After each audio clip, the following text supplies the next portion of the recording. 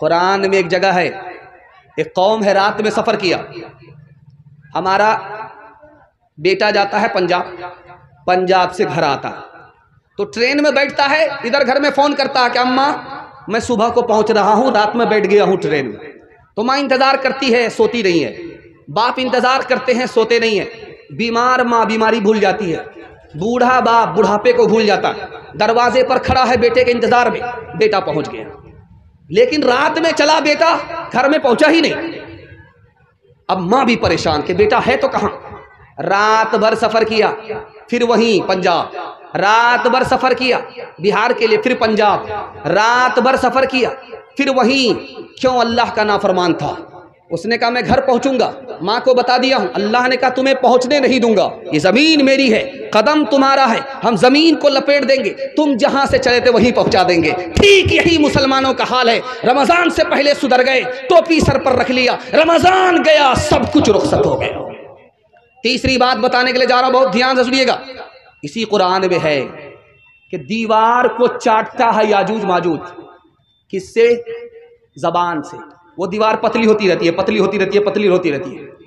अब टूटने वाली होती है तो क्या कहता? कल कर लेंगे, आज छोड़ दो कल कर लेंगे।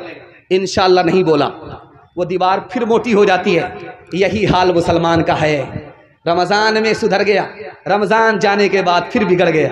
जैसा था वैसा ही हो गया। फैसला आपके हाथ में है। बताइए इंसाफ से कि रमज़ान कबूल हुआ कि नहीं। एक मिसाल पर पैगाम ख़त्म कर रहा हूँ, सुनने के लिए तैयार हैं?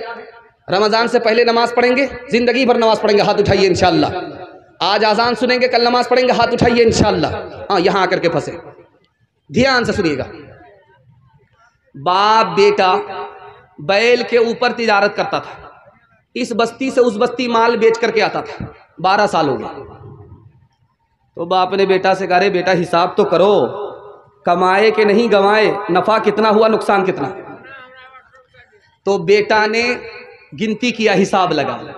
कब्बा हुजूर 12 साल पहले जहां थे वहीं हैं, सूद का पैसा लेकर के कारोबार किया था, नफ़ा नहीं हुआ है, खसारा ही खसारा है।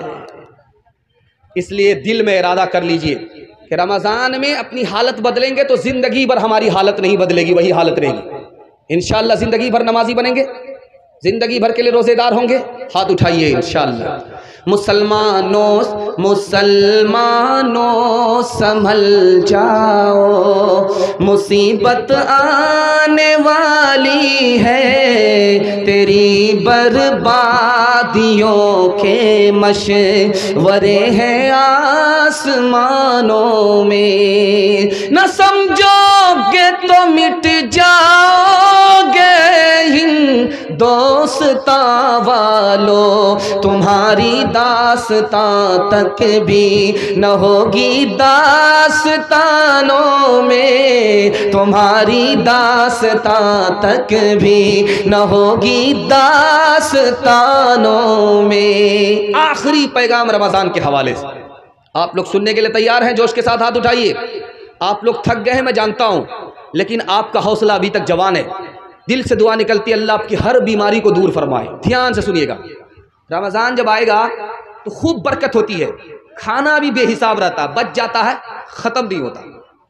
अब देखेंगे पैसा कहाँ से आ जाता है, आदमी सोच नहीं सकता।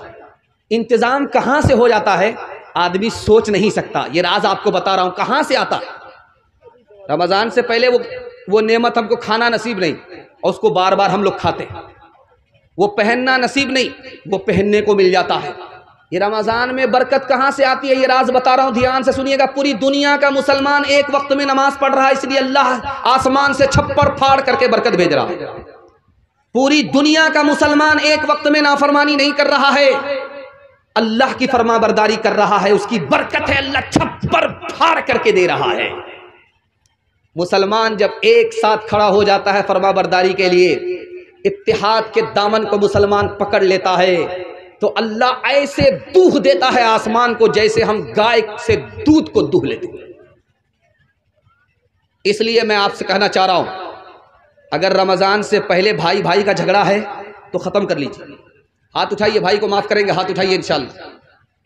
अगर बीवी से नफ़रत है, माँ बाप से नफ़रत है, तो मैं हाथ जोड़ के कहता हूँ रमज़ान से पहले उस नफरत को भूल जाइए, मोहब्बत करने का वादा कीजिए, इंशाअल्लाह मोहब्बत करेंगे। तीसरी चीज़, आपका भाई गरीब है, आपसे हालत उसकी अच्छी नहीं है, आप रमज़ान से पहले वादा कीजिए कि उनकी मदद करेंगे। इंशाअल्लाह आपका रिश्ता भाई से ऐसा मजबूत होगा कि कोई काट नहीं सकता, कोई तोड़ नहीं सकता। हाथ उठा करके वादा कीजिए, दूसरे की मदद करेंगे इंशाअल्लाह। अब मैं आपको राज बता रहा हूं, ध्यान से सुनिएगा।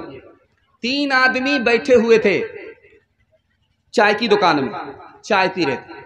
उसमें एक मुसहर बैठा हुआ था, एक डोम बैठा हुआ था, एक मुसलमान था। 3 आदमी थे बैठे हुए। ये मुसलमान कहता है डोम से कि तू मेरा भाई है, तेरे माँ बाप भी एक है, वही हमारे माँ बाप। मुसहर से कह रहा है, दलित से कह रहा है कि तुम्हारे माँ बाप एक, तू मेरा भाई भाई है। तो दोनों ने कहा, मुसहर ने और डोम ने कहा, अगर तू मेरा भाई है तो मेरा जूठा पी करके देखा। मैं चाय पी रहा हूं, मेरा जूठा पी करके देखा। डोम ने पिया था तो मुसहर से कहा तुम मेरा जूठा पी करके दिखाओ, तो उसने पी करके दिखा दिया। अब बारी आई मुसलमान की, जूठा पीना है, दावा है कि तुम भाई हो तो साबित करो, जूठा पी करके दिखाओ। तो मुसलमान कहता है कि मैं तो पी लेता, क्या कीजिएगा, मेरा रोज़ा है, जैसे पीऊँगा मेरा रोज़ा टूट जाएगा। तो वो डोम कहता अगर तुम्हारा रोज़ा था तो चाय की दुकान में क्यों बैठा हुआ है, ज़रूर घोटाला है। तीसरी मिसाल आ रही है, ध्यान से इसको सुनिएगा। एक नौजवान गैर मुस्लिम का पश्चिम की तरफ पेशाब कर रहा था। एक बूढ़े ने देखा, लाठी उठाए, का कम वक्त कहीं के पश्चिम मेरा किबला है, काबा है, तू पश्चिम की तरफ पेशाब क्यों कर रहा? कहा माफ़ कर दीजिएगा, मुझे पता नहीं था, मैं गैर मुस्लिम हूँ। अगले दिन देखा कि वही बूढ़ा मुसलमान पश्चिम की तरफ पेशाब कर रहा है। अब ये जवान रुक गया कि जरा चचा से पूछेंगे, कल तो ये लाठी उठा रहे थे, आज खुद ही पश्चिम की तरफ पेशाब कर रहे हैं। कहा कि चचा कल मैं पेशाब कर रहा था, आप लाठी उठा रहे थे, बुरा मान रहे थे, आज आप खुद पश्चिम की तरफ पेशाब कर रहे हैं। तो बड़े मी ने कहा कि तुम्हें इससे क्या लेना देना, किबला मेरे